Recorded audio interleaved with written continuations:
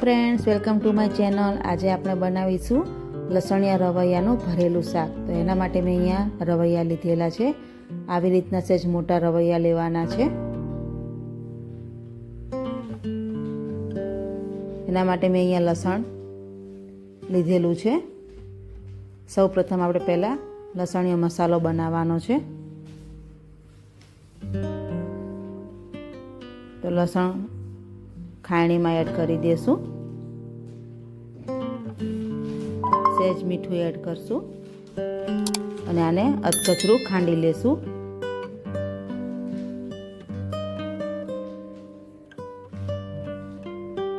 તો આવી રીતનું અધકચરું ખાંડી લેવાનું છે। 3 મોટી ચમચી મીડિયમ તીખું મરચું લીધેલું છે, તે એડ કરી દેશું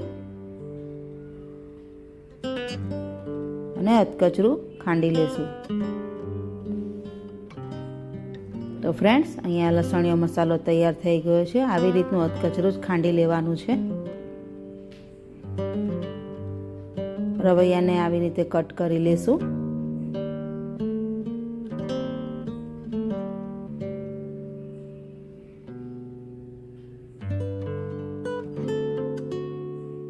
ચેક કરી લેશું અને રવૈયા સહેજ આવી રીતના મોટા લેવાના છે।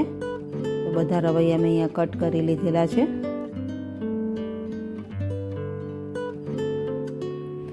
લસણિયો મસાલો તૈયાર છે। સ્વાદ મુજબ મીઠું એડ કરીશું, હળદર એડ કરીશું। ફક્ત 3 જ મસાલાથી આજે આપણે શાક બનાવવાનું છે। જ્યારે આપણે લસણિયો મસાલો બનાવીએ, ખાંડીએ, ત્યારે પણ તમે મીઠું અને હળદર એડ કરી શકો છો। મેં અત્યારે એડ કર્યો છે। હવે મસાલો રવૈયાની અંદર ભરી દેશું। સારી રીતે મસાલો ભરવાનો છે। ફક્ત 3 જ મસાલાથી આજે આપણે આ શાક બનાવીશું। એકદમ સ્પાઇસી પણ એકદમ શાક ખૂબ જ સરસ ટેસ્ટી બને છે।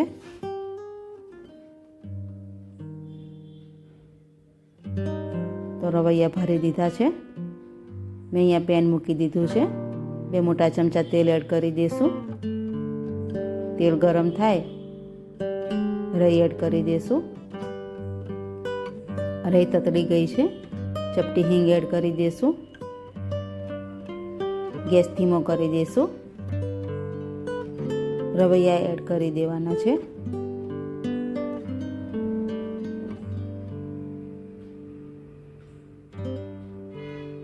એક મિનિટ માટે રવૈયાને સાંતળી લેશું।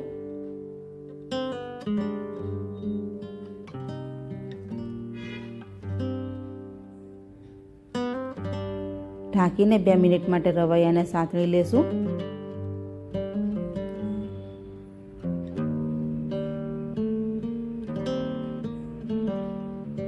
વધારાનો જે લસણીયો મસાલો હતો તે પણ આની અંદર એડ કરી દઈશું। તેને પણ ધીમા ગેસે સાંતળી લેવાનો છે।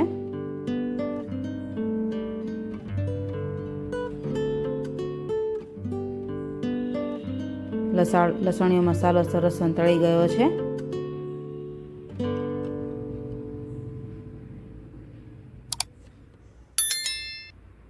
અડધો ગ્લાસ પાણી એડ કરીશું।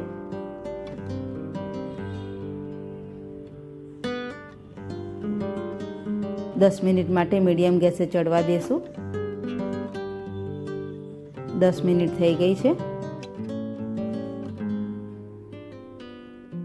ચેક કરી લેશું। રવૈયા સહેજ કાચા છે, હજુ અડધો ગ્લાસ પાણી એડ કરીશું।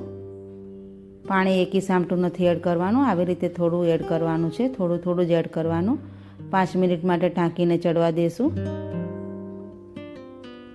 5 મિનિટ થઈ ગઈ છે। ચેક કરી લેશું। તો રવૈયા સરસ ચડી ગયા છે। તો શાક અહીંયા આપણું તૈયાર થઈ ગયું છે। રસો પણ સરસ તૈયાર થઈ ગયો છે। ગેસ બંધ કરી દઈશું। તો ફ્રેન્ડ્સ, ફક્ત 3 જ મસાલાથી એકદમ સ્પાઇસી એવું ટેસ્ટી શાક તૈયાર છે। લસણિયા રવૈયાનું ભરેલું શાક તમે ઘરે જરૂર બનાવજો।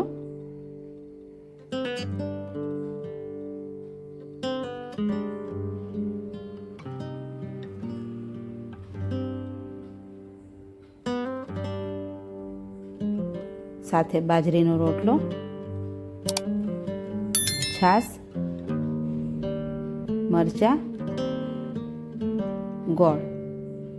તો તૈયાર છે લસણિયા રવૈયાનું ભરેલું શાક.